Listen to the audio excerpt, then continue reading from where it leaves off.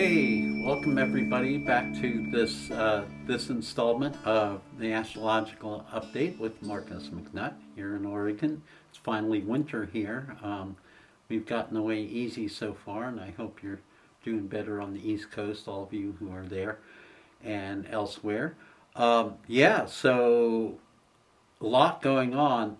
We had a solar eclipse today. Today is, in fact, February 17th, 2026, and we had a solar eclipse this morning. I didn't report on it very much because it's not touching us so much around here. It does touch on Greenland a lot, so you can have your own conclusions there.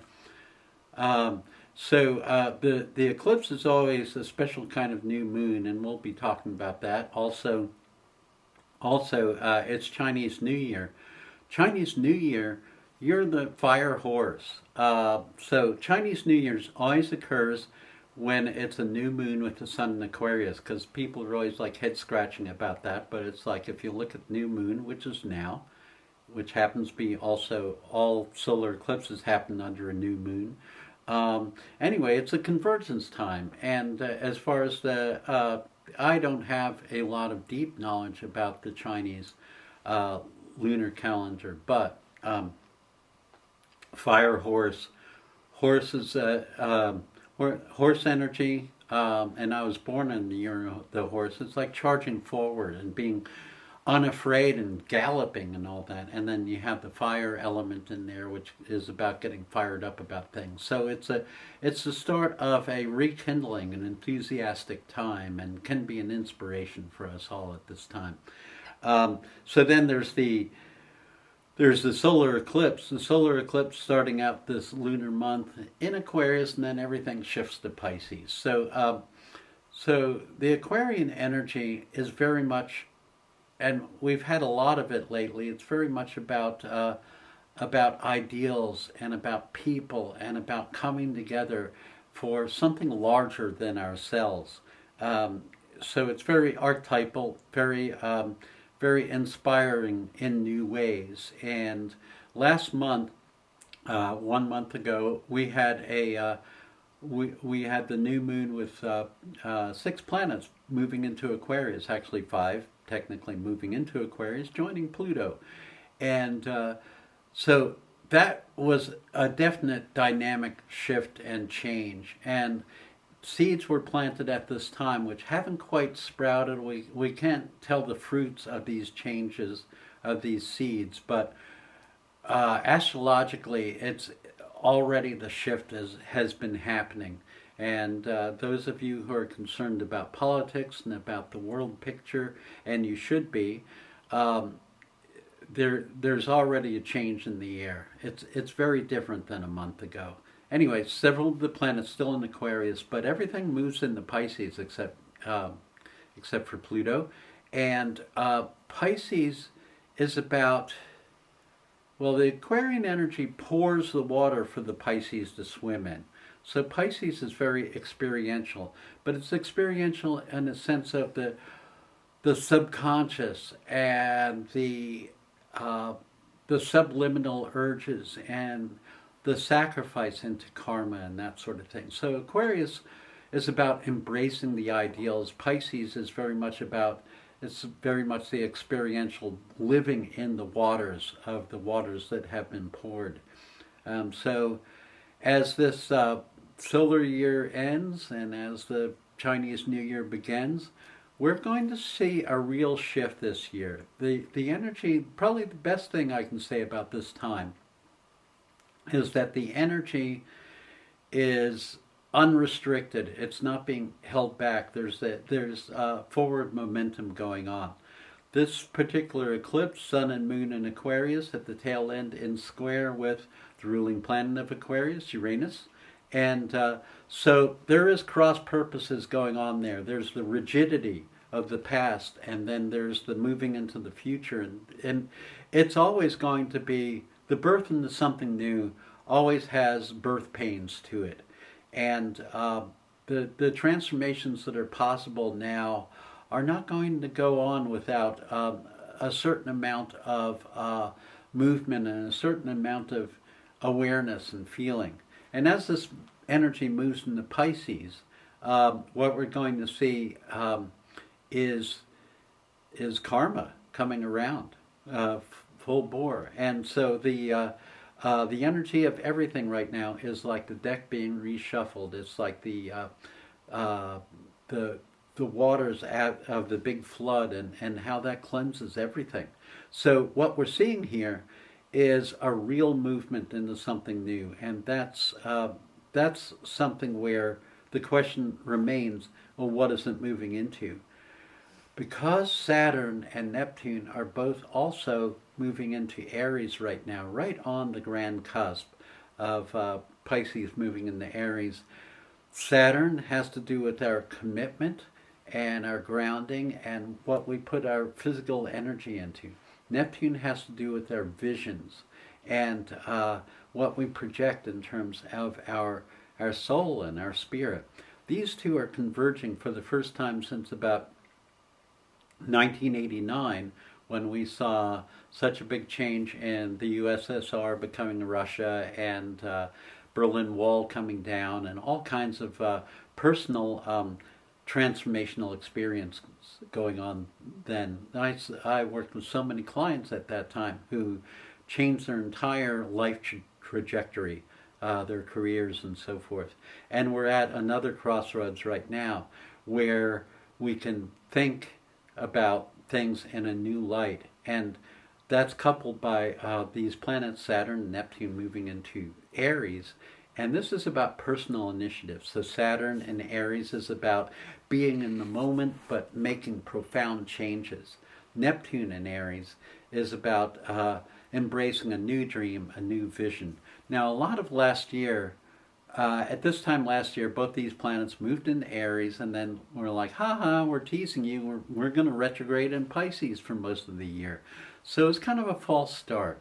I tend to get a little excited when a planet, outer planet, moves into a new sign, but I'm always a little bit wary until I see it completely moving into the sign and not retrograding.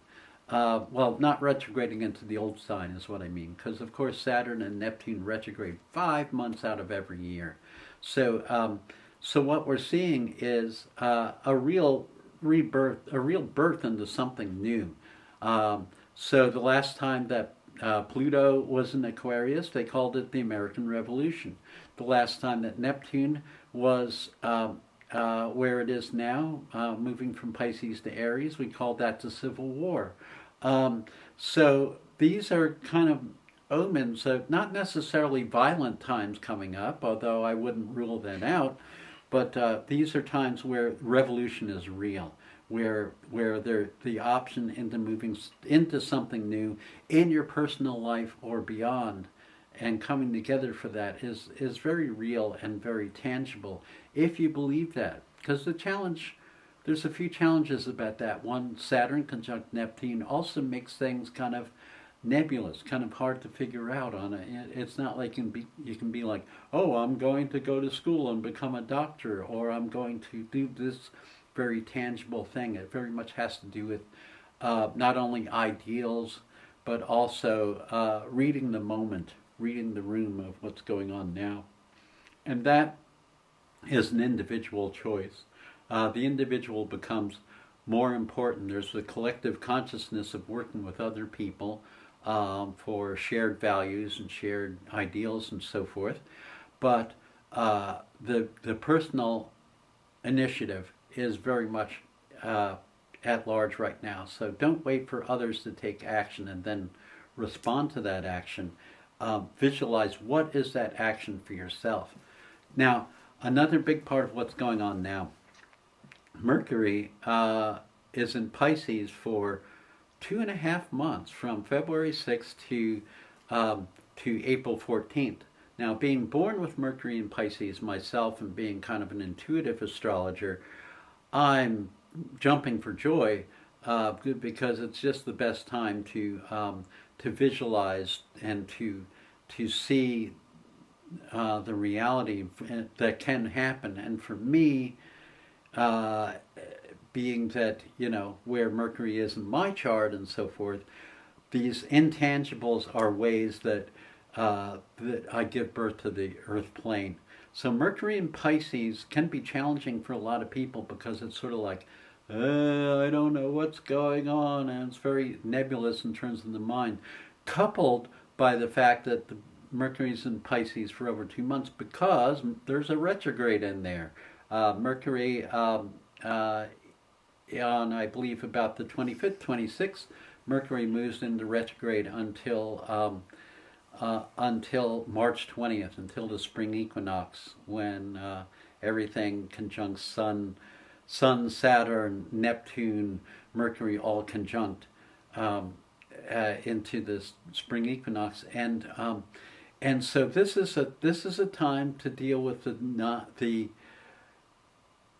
non-tangibles in your life, in your mind, to allow yourself to dissolve old parameters, because all these planets that have been in Aquarius lately, they've given us, the point of view that this is what we need to do, that this is the ideal to hold or whatever, on a personal level, on a collective level. But Mercury in Pisces allows us to dissolve our attachment to all the fixed energy of the past. It allows us to change our minds.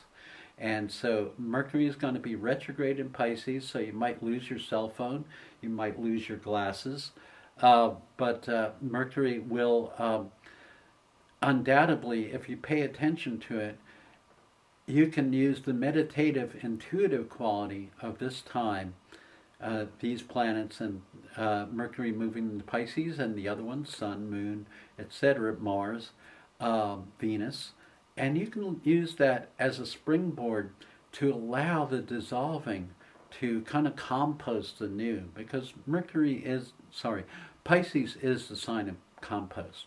Now, in another realm, Venus right now at this eclipse, Venus is in Pisces, which a lot of astrology books will tell you unfortunate in love. No, Venus in Pisces is so much coming from the heart. It's like poetry and music and so forth. And Venus is exactly conjunct the North Node in the transits right now. And that bodes well for new life, new emotions, new love. So the love can be in the air as we're going into spring.